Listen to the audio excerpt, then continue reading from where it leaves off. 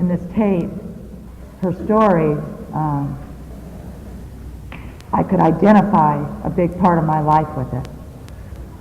And first time I heard her tape, it was like, oh, this woman's just awesome. You know, I was just in awe for a long time. My sponsor kept saying, you know, listen to it. She's good, she's good. And I'm like, yeah, right. You know, and when I heard it, I keep playing it. She has a very clear message. I truly believe that she's a very spiritual person. And I'm really grateful that we were able to get her for this convention. This is like a dream come true to me. I don't know a whole bunch about her other than I really like the program that she works, and I love her very dearly. With that, I'd like to introduce Dorine P. from Washington, D.C.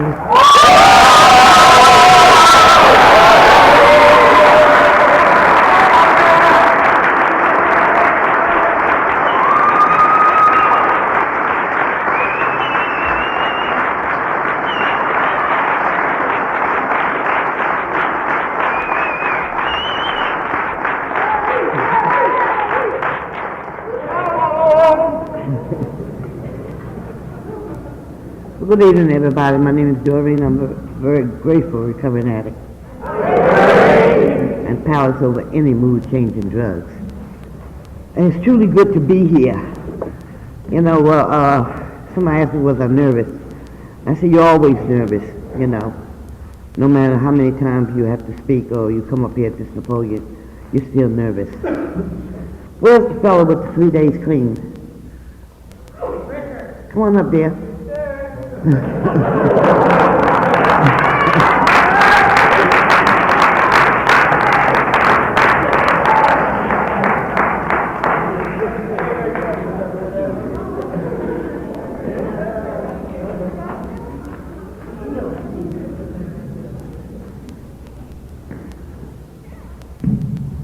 want you to take these, you can close to your heart, and you can have as many days and years as you want.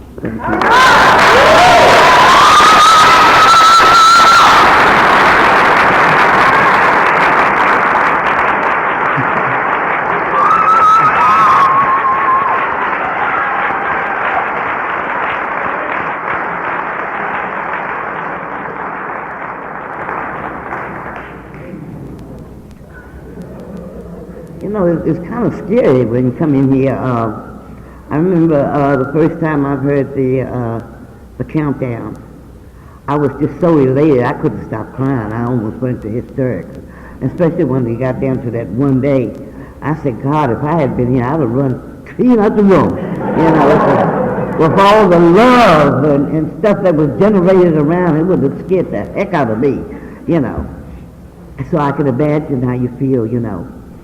I know when I first come into the rooms here, I was so glad to get here that I didn't know what to do with myself because I had gotten to the point where I was sick and tired of being sick and tired.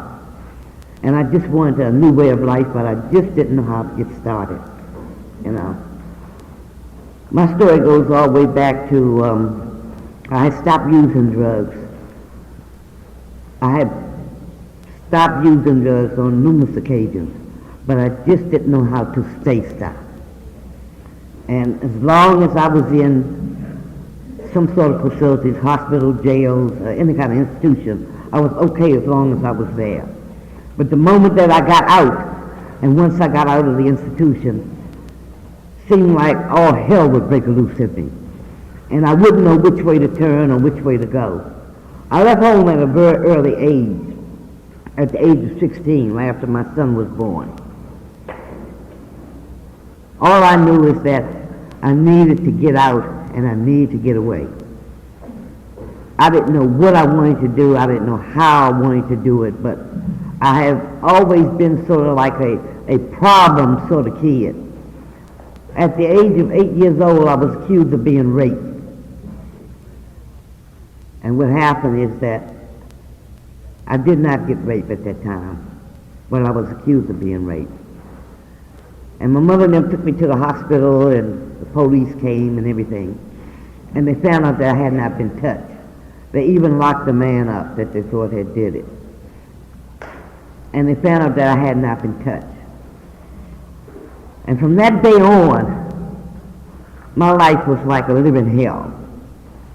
Because when I would go out and I would play, people would look at me and they would point their fingers at me and they say, there go that little girl that so-and-so raped. And other people would tell the kids, I don't want you playing with her, you stay away from her. And little boys, every time I go out, they were picking and making gestures at me, hit me this place and that place. I found myself fighting all the time. And I began to start withdrawing at a very, very early age. By the time I reached age 12, I was real chubby when I was small. I had lost a lot of weight and began to develop into womanhood.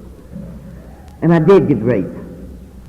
And it was a very brutal rape that happened. And when I went home with my clothes all torn and distorted on me, my mom wanted to know what had happened. And I didn't tell her. I wouldn't tell her what had happened. And I remember getting punished for that.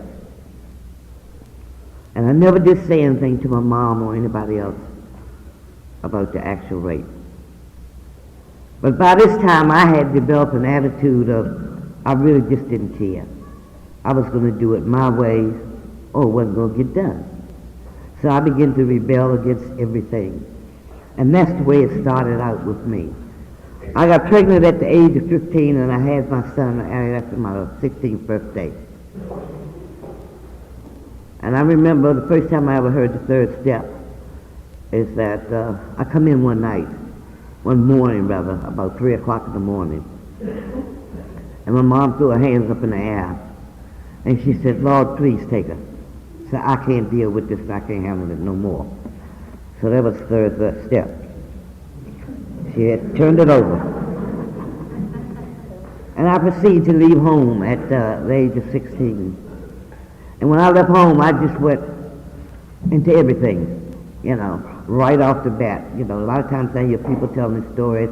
They started off with the soft wines, the reefer, and this and that. I just jumped right in the middle of everything and just went whole wild.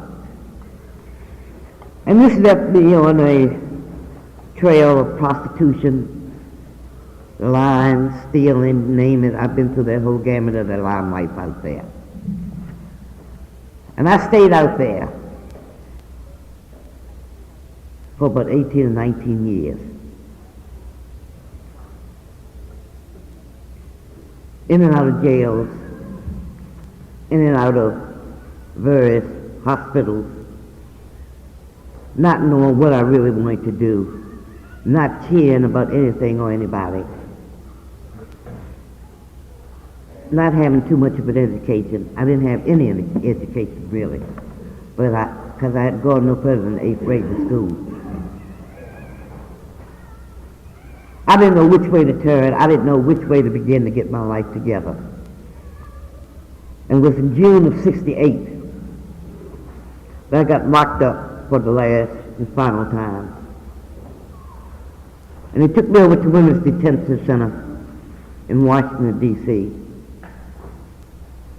And I laid over there for 8 days, sick as a dog. They took me from Women's Detention Center over to D.C. General Hospital, which is a hospital in D.C. There they found out I had a heart murmur. On top of finding out I had a heart murmur, I had a venereal disease that was in the first stage of syphilis. And if I stand up here tonight and if I tell you that I knew what was wrong with me and I was about to go somewhere and see about myself, I'd be telling you a lie. Because I didn't know what was wrong with me and I wasn't about to go anywhere to see about myself. So you see, I know it's only through the grace that I'm standing up here to support you tonight. Because all that's in me, I should either be a dead woman or with syphilis and ate my brains up. And I began to start struggling to get back. But I didn't know how. Here I am, uneducated, unskilled, not knowing which way to turn, don't want to go back to my family because they don't understand me. Hell, I didn't even understand my own self. So how could anybody else understand me? But I think this is the time that God looked down on me and said, Dorine, enough is enough. I made probation, and I went into the first halfway house that was open for women in Washington, D.C. And when I went in that house, there was no women in that house at all. And what happened was, they was trying to get the house together for all other women to come into the house. And what I had to do, I had to help to make curtains, fix the house up, watch woodwork, set the rooms up and everything. So I put a part of me into that house. I've never went through any therapeutic environment or anything. But I know today what I did was therapeutic. And once we got the house set up, they began to get girls in the house. And a lot of these girls that came in the house,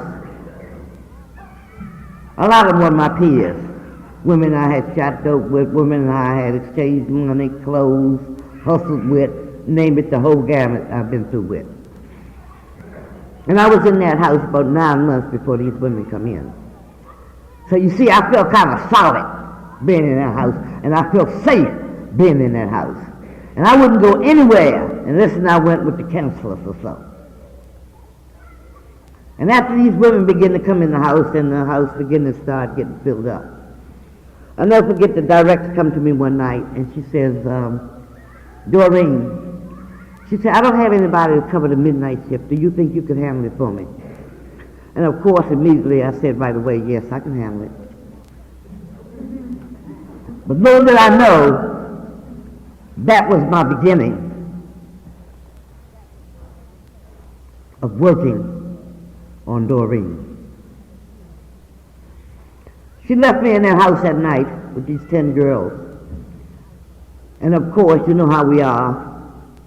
They had rules and regulations set up in the house. A certain time you couldn't go down in the kitchen after a certain hour. The kitchen was locked. But I happened to have the keys. So here come my buddies. They come into the office. I'm sitting back in the office with my feet up on the desk, like I know something. And the girls come in and they start talking about this and about that. You know how we lie. But what we done had, what we're going to get, they ain't had shit, and they ain't got shit, they ain't going to get shit. And felt at home. I felt like I belonged. And one of the girls said the magical word.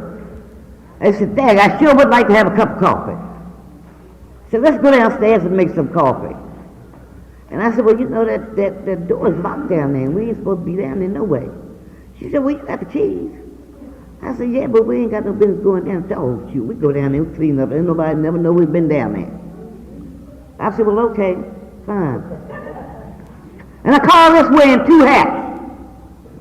And I'm saying this to you for a reason. And I want you to listen to what I'm saying. Wanting to be all right, not knowing. You know, we're people that we don't have no in our vocabulary. We don't like to say no, because we don't like no to be said to us. And still wanting to be all right regardless of what. So when we get downstairs, I'll never forget, we had pork chops, mashed potatoes, and spinach for dinner. So one of the girls said, hey, I'm hungry. I said, I wonder if we got any pork chops left. And I said, wait a minute, you know, we supposed to get the coffee, we ain't gonna touch nothing else down here. And she said, shit, hungry as I am, I'm gonna get me a pork chop. I don't know what's wrong with you, you must be crazy. So before I knew it, I had barricaded the Frigidaire. I said, ain't nobody getting no pork chops, no coffee, or nothing. Everybody at the kitchen. Because I was ready to die if anybody came near that Frigidaire. So finally they talked me into just getting the coffee and not touching any of the food. So I said, all right, get the coffee. My whole attitude, everything had changed. So once they got the coffee, we cleaned the kitchen up and they went out of the kitchen. and I put the lock on the door. It was like a great weight had been lifted off of me. And I went upstairs, getting ready to express and explain myself why I wouldn't let him touch that food down there. But by the time I got upstairs, they were upstairs, and the girls was talking about me like a dog. So they done gave that bitch a pair of keys, and she lost her mind. That's the government's food, and she really was gone crazy. They talked about me like a dog, and I felt that small. For the first time in my life, I felt loneliness. I felt alone. I needed somebody to be with me. I needed somebody to talk to me. I needed somebody to tell me, Dorine, it was okay. Dorine, what you did was right. Well, I had nobody. I call this a desert experience. God just had me there with nobody to stroke me, nobody to say anything. And I had to go through this all alone. And I back up in the office, feeling very low, very down, and very low. The next morning when the director come in, she asked me, Dorine, how did it go? I said, oh, it went fine. And when I come out of the office, the girls was coming down the steps. And they said, there she go there now, with her crazy self. And I run back in the office, and I told the director, I said, no, it didn't go fine. She said, what happened? And I told her what happened. She said, well, did you learn anything out of that? I said, yeah, I shouldn't open the kitchen door. So she said, okay. The next night, they asked me to watch the house again. Now, you know I didn't want to be bothered. But of course, I said yes. And you know, we're people that forget. And the next night, here come the girls again, back in the office, talking. And one of them said, I sure would like to get some coffee. And I said, you know, if I was y'all, I'd get a petition. And I had everybody sign that petition. Because for real, y'all should have some kind of snacks or so up here for y'all at night. I said, when Miss Thompson get here in the morning, give her that petition. Because I'm not opening that goddamn door tonight.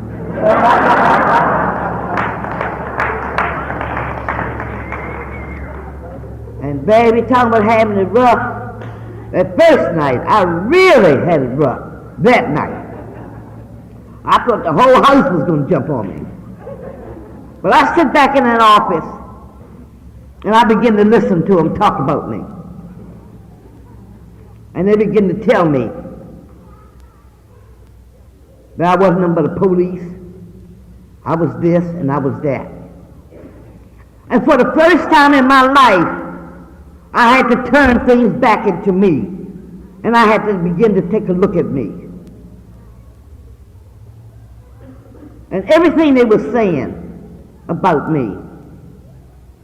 Dorine, was you ever like that? Yeah, I used to be just like that. I remember the times when I would go to the doctor and I would walk in the office and the receptionist would be there. And all the receptionist had to do was look up at me and say, may I help you? And I would get a stone cold attitude. Who do she think she is? She thinks she's so cute sitting behind that. This woman ain't did nothing to me but asked me, can she help me? But I was ready to tear the woman down. Why? Because I liked the way she looked. I liked the way she handled herself. I wish that could have been me. I couldn't have said that. I'd rather try to tear her down than to try to identify or say, I like the way you carry yourself. And when I begin to open myself up and I begin to start looking at myself truthfully, things begin to happen. I can't tell you how. A lot of people ask me, say, Dorine, well, how did you get your thing together? I don't know. I really don't. All I know is that for 8 years, I staggered or I stumbled through life with God's loving arms around me. All I know is that I just didn't want to go back to that lifestyle, and I didn't want to use drugs anymore. So, for 8 years, I just sort of hung in there with no program or anything. But I was at the point where I was desperate and I was scared. And there still was that big empty void that was missing. And when people would see me and say things to me, I would sort of roar at them. What? We are! You know, that's to keep them back up off of me, because I was really scared. Because I was still very weak at that point. Because when I was out there, I loved doing drugs. I loved the way it made me feel and everything. But I just didn't like the consequences of the things I had to go through with to maintain and keep up that lifestyle. So for 8 years, I just staggered through. And I will never forget, I was saying, Lord, you know, is there any other way? You know, it seems like I'm the only one that's trying to get their life in order. And I never forget, I met a fella on the street.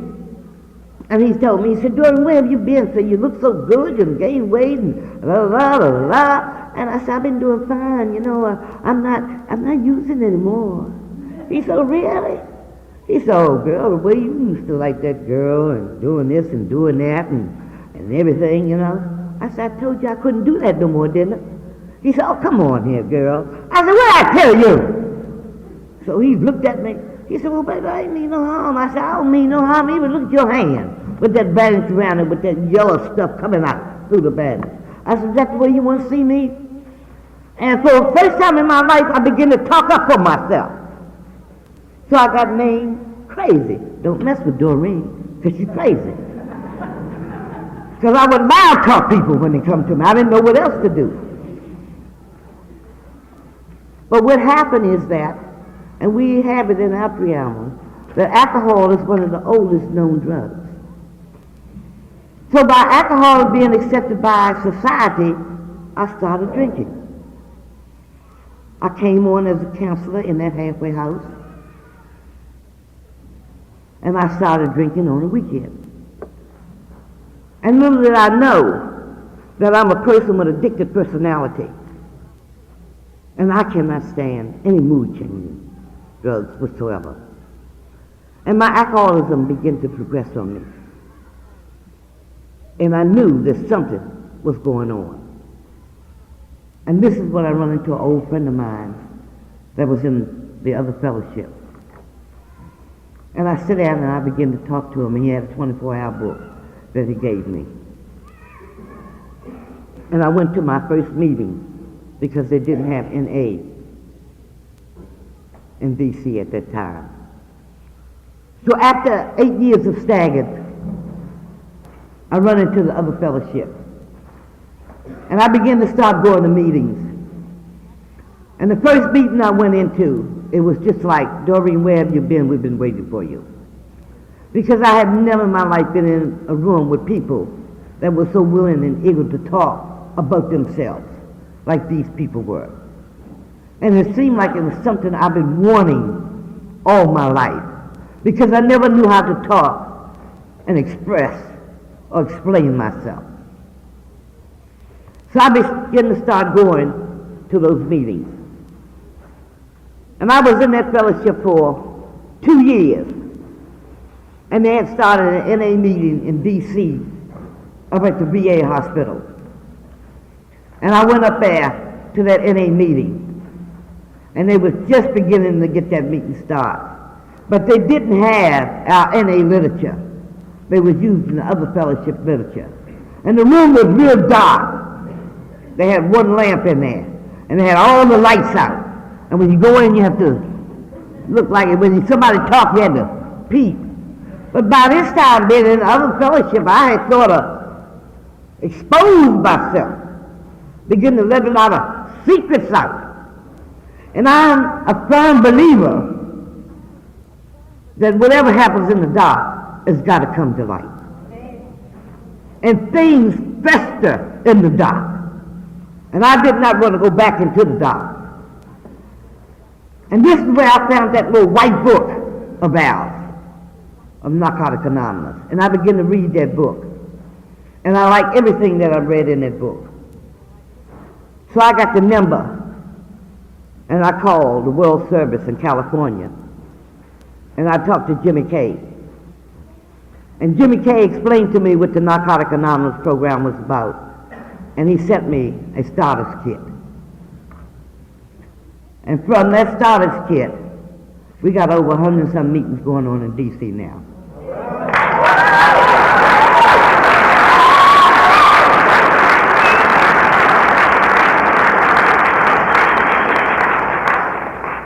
But I'm saying all that to bring you all up to date to where I am. Because when I come in here, it was not easy. I had so many false images that I had built such a false brick wall up against me. It was hard to really penetrate. It was hard to really let people in to know who I really was. Because I did not know who I was myself. But until I got to the point, I couldn't read too well. I couldn't spell too well. And I couldn't write too well. But until I started telling people, I don't read too well, could you help me with this? Or could you spell certain things for me? Only then did I begin to get the help that I needed. It's a lot of us that come in here that are really ignorant. And a lot of us don't pay any attention to that. You get somebody in a meeting and you tell them to read, and they don't want to read. Find out why. Because that individual just might need some help and don't know how to drop that image to let you know that he needs that help or she needs that help.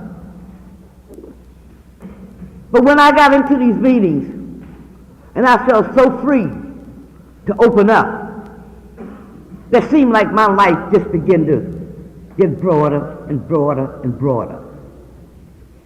I was married when I come in here. My husband and I have been together. I had stopped using hard drugs, but I was still drinking pretty heavy. But he was still actively using.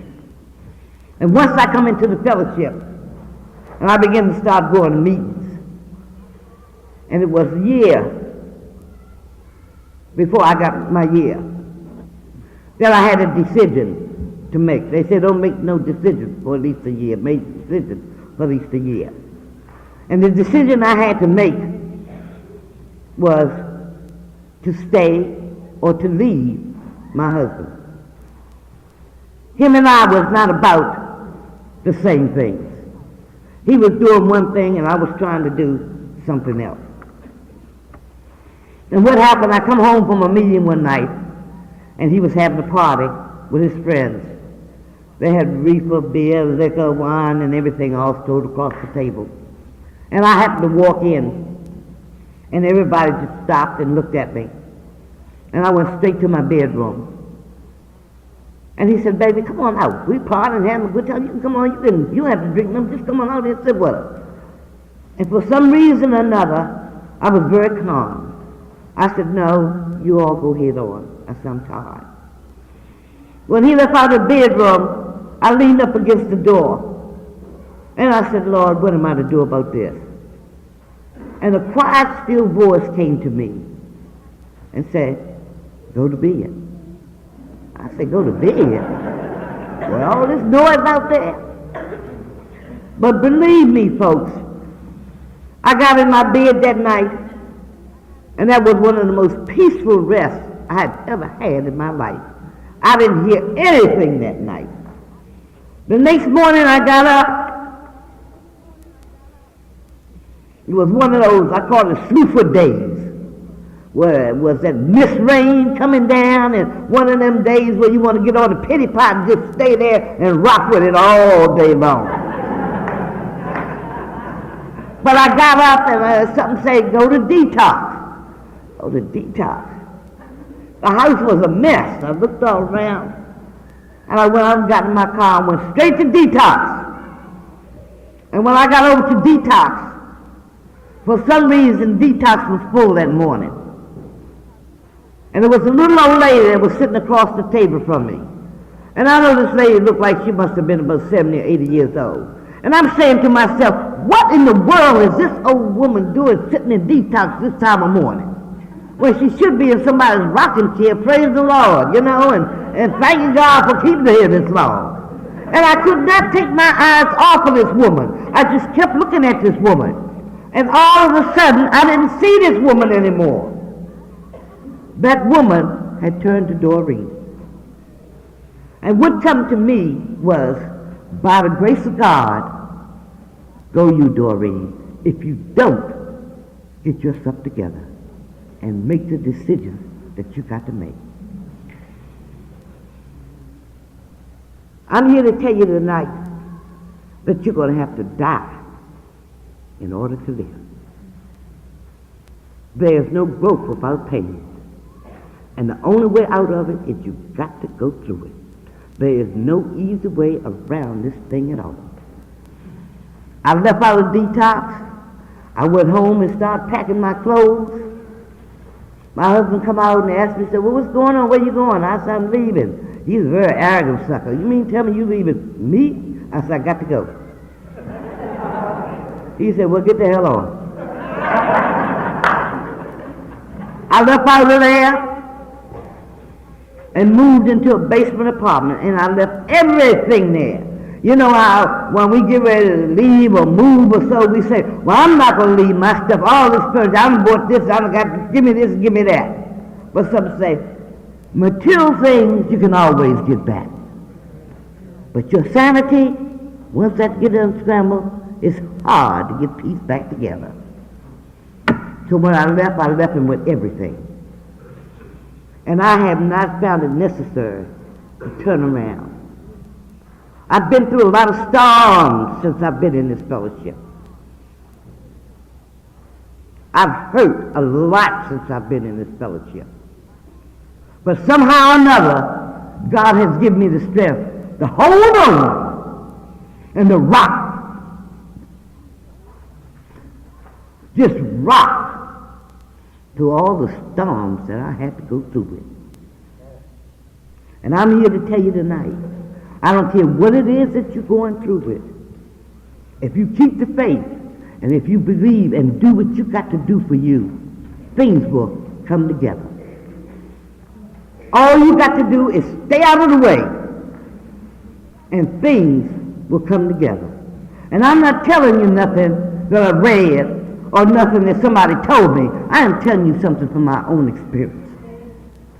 My husband and I, we were separated for over 5 years, and I continued to keep coming to my meetings and doing what I had to do. And my husband called me one day from the VA hospital. He had gone in to the program with the VA. He stayed up there for 6 months. And he told me he wanted to come home. And I told him he always had a home as long as he knew how to treat it. My husband came home, and we got back together after 5 years. He had his program, and I had mine. He had his network, and I had my network.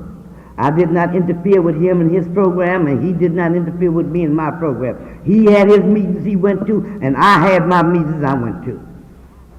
We didn't go to the same meetings together because we had to grow.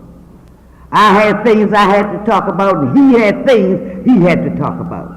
You know, sometimes when we in these meetings with our man or our husbands or so, we don't really know how to open up. You know, at least we get too cute. We don't want to say things. But I'm here to tell you, until you begin to get that garbage out of you, you're not going to go anywhere. And you're not going to grow. My husband stayed in here for 14 years. He had a massive heart attack. He blew up. His heart literally blew up on him. 2 valves were stayed. One was clogged up and one was just barely open. The doctor gave him a year to live. but he lived for 5 years. And I thank God for those 5 years, because we were married for over 20 some odd years. And I just got to know my husband in the last 5 years of his life. And it was beautiful. God had turned him around to do a 180-degree turn. And the day that he died at home. And there was nobody at home but just the two of us. And that was the day that I feared. I feared that day because I did not want to be alone. But it was the most beautiful thing I have ever experienced, and the most spiritual thing I had ever experienced since I've been in this fellowship. My husband died on the 17th of July 3 years ago. And I'll never forget. He come in the house and he looked at me. He said, "Baby, are you okay?" I said, "I'm fine, darling. Are you okay?" He said, "Yes, I'm all right." And he walked around and looked at me, and he went out the front door, and 2 seconds he was right back in the door. And he sat down on the couch across from me, and he just kept looking at me and kept staring at me. I said, "Baby, are you okay?" He just looked at me, and he looked down. He looked back up at me. I said, "Are you okay, Pa?" And he just shook his head. And he got ready to open his mouth. He said, and his bottom lip started trembling like I've never seen anybody's lip tremble before. And that's when it hit me right in my heart what was happening. And I got up, went over to him, and kissed him in his eyes, his nose, his ears, his mouth, all over his face. Told him how much I loved him, and how much I thank God for having him there, and the time that we've had together. I said, "But God loves you best, so go on in peace, baby. It's all right to go home." And he looked at me, just kept shaking his head. And I said, "Don't worry about me, because I'm going to be all right too." And he looked up at me, and he just flopped right on over. All I did was to get down in front of him, get on my knees and pray. Got up and pushed the emergency button, and opened the door and called my neighbor. And that's how my husband passed. I wasn't excited. I didn't scream. I didn't holler. But it was such a glow that had came over me that I just thank God for being there with him. I thank God for having it like that. I thank God for giving us the strength that he gave us. I thank God for the time that we had together. You know, so often we forget about gratitude. We come in here, every now and then you have to stop and you have to take inventory of where you were to where you're at now. And you can say to yourself, it's only through the grace that I'm standing up here.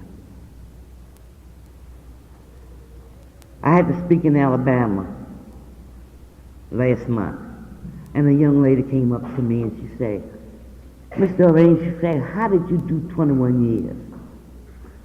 Who helped you?"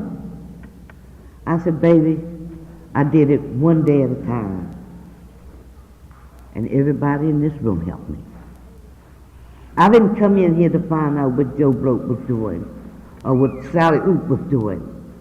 I come in here to find out who I was, where I was, and what was my purpose in this life." I thank God even for the storms that he put in my life. Because if it wasn't for the storms, the mother wouldn't be where she is today. I do a lot of inspirational reading as well as reading my literature and going into the basic text and how it works. I do a lot of spiritual reading out of my Bible. I just read the storybooks, the stories in the Bible, like the story of Job, You'd be surprised how much inspiration you can get and the strength that can build up in you. I said, great things that Peter, Paul, and John did in their days. Greater things as the mother during the day in her day. I was that woman that was at the well when God come up and told the woman, go head on. You had everybody's man but yours. But you will be healed. I was the same woman that followed him down and wanted to touch the hem of his garment so I could get cured of my disease. I had syphilis, whatever else you want to name, but I'm all right today. You got to have faith and you got to believe. And things, you may not can even see things happening for you now. But if you hang in there, I guarantee you, before you know it, whatever that was puzzling you or bothering you, you'll be right up there to it. Like I said, it has not been easy for me in these 21 years. But I would not trade one day out in the street for what I had to go through it in here today. And things will happen in God's time, not in Dorine's time. But as long as you keep the faith and you hang in here and come on in here and do what you got to do, get yourself a sponsor. And for God's sake, get yourself a home group. Because you've got to get people to get to know you. You know, a lot of us like to bounce here, bounce there, bounce here, bounce there, and bounce here. You know, thinking nobody will get to know us. We're not hurting anybody but ourselves. A lot of us don't have sponsors. You know, the kids are coming up playing with them. My network. What the hell you mean your network? You need somebody to talk to. You need somebody to bounce these things off of. Then you need to get into the steps. Because the steps is what's going to keep you open and keep you working with you. I said, Dorine, what step you on? I'm on the 11th step all the time. Until something happens, I have to go all the way down to the first step. To know that I'm powerless over my addiction and how unmanageable my life can be. Not only am I powerless over my addiction, but I'm powerless over people, places, and things. To thyself, be true. I told you I come in here, I couldn't read or write and couldn't hardly know my own name when I seen it. But today, the mother's a parole officer. I have my own secretary.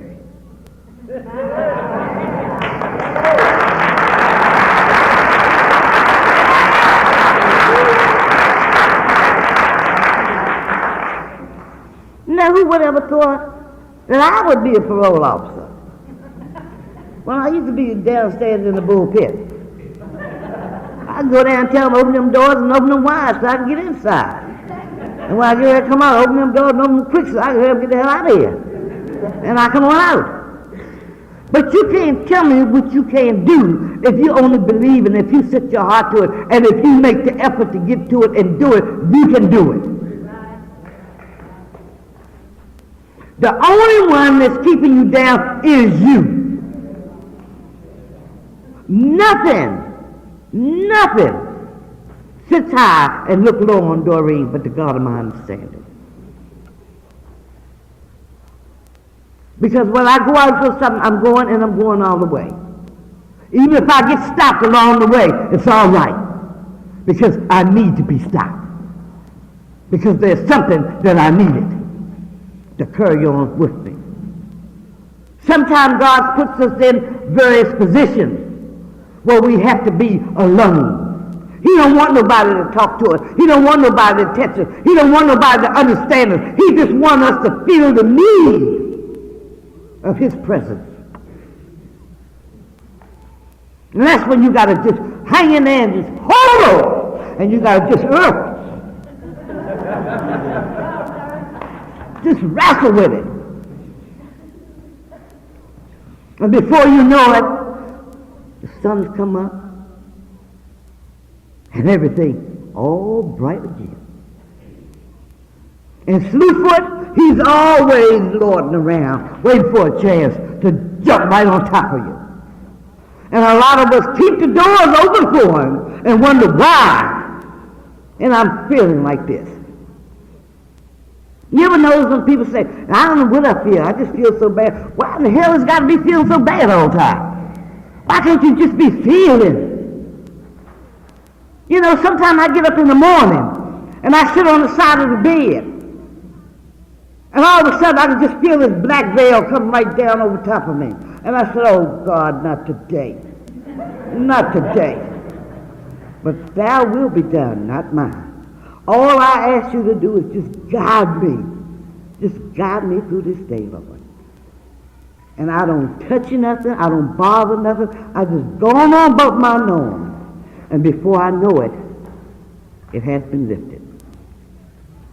Every day is not going to be a good day. You're going to have your ups and you're going to have your downs. And you're going to have to learn how to deal with the downs as well as you do the ups. I am just getting some answers to some things I had to do way back there years ago. It's just coming to me. And I said, oh my God.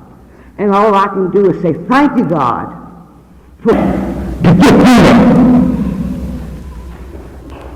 and I don't question it anymore. All I do is just get in here and do what I got to do. And before I close, like I said, to me, today I'm living just with the simplicity of life. There's nothing I want.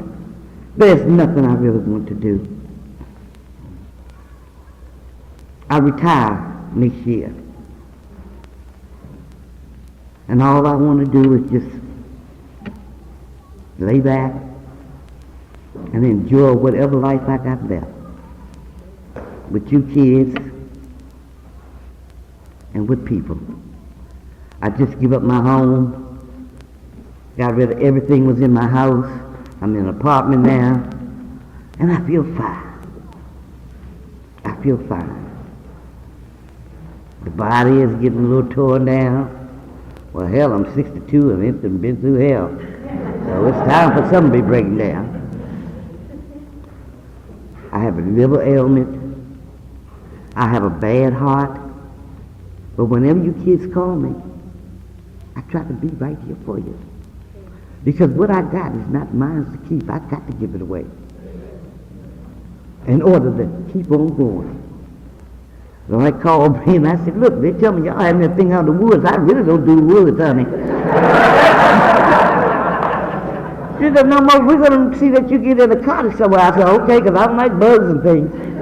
I really don't. I was trying to get out of that thing, honey.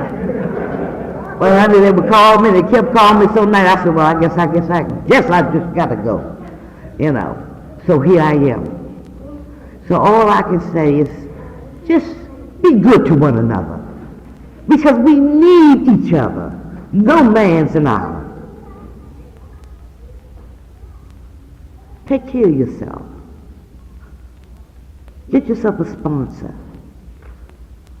Get your home group. And just hang on in there and do what you got to do. God loves you. And believe me, my God didn't make no jump. And for you young kids, hang on in there. You can be and do whatever you want to do. The world is yours, baby. You know, you don't have to prove nothing to nobody but yourself. That's when we get in trouble. Because we're trying to prove everything or show everybody else. But what about proving and showing you? And you can't give nothing that you ain't got to give. If you ain't got no love, you can't give no love. But once you start loving you, it's going to spread out. Somebody's going to say, damn, that's where I want to be. Look how he's treating herself. Or look how she's treating herself. If she treats herself like that, I know how she's going to treat me. My mother Same thing. Come home and died in my arms. She wanted to leave the hospital. Baby, can I come home? I say, as soon as they let you out of here. And she came home the 27th of February, and she died the 27th of March, upstairs in my bed in my bedroom. And me and my mother used to be at it like this. So you see, God has brought me through many a storm. But the mother still got a long ways to go. I'm going on 62. And my mind tell me I'm about 32. But the Bible tells me that I'm about 72. It's like I go out and in the parking lot, when I go out to get in my car, there's a wall that comes around by the parking lot. And you know, you can step on top of that wall and you be right over to your car, right? And I stepped up on that wall one time and fell flat on my butt. I said, oh, God. I went back out there another side of the wall and said, come on. You can make it. Your car's right here. I said, you the damn lie. I'm not following my ass no more. See, the mind will play tricks on you. You know, a lot of times, look, I'm a sick person, alone up here. You know, I don't get all up in my mind pulling things all out of proportion. And that's what you got to do. You got to believe in yourself. And you got to find somebody else that you believe in. And you young ladies, you know, get your thing together. You know, get you. These relationships, they're going to come. There's some fine-looking young ladies in here. That relationship's going to come, and it's going to be about relationship at work. Please try to get your ass together before you start dealing with another sick ass. And the same thing about you men. You know, please get yourself together before you start dealing with another sick ass. Because it takes time to get to know one another. And if you want that Miss Perfect something, then go get you a prima donna statue. But until that, we need one another. Then we got a lot of people in here who's sick that needs us and need our love. And I don't know about up here, but that HIV is spreading like heck in D.C. everywhere. And we need to be close to one another to help one another to get through this day and this time. And in the fellowship, you ought to thank God that we got a place to come, that we can talk open and talk about these things. All I want y'all to know is that I love you. Keep coming back, and don't forget, it's going to be all right. And I usually close with nobody but you in it.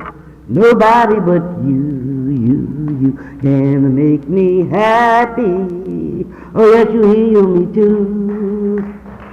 When I was in trouble, you brought me through. Nobody but you, really. Nobody but you. Nobody but you and me. Nobody but you can make me happy. Oh yes, you heal me too. When I was in trouble, you brought me through. Nobody but you, really. Nobody but you. Thank you.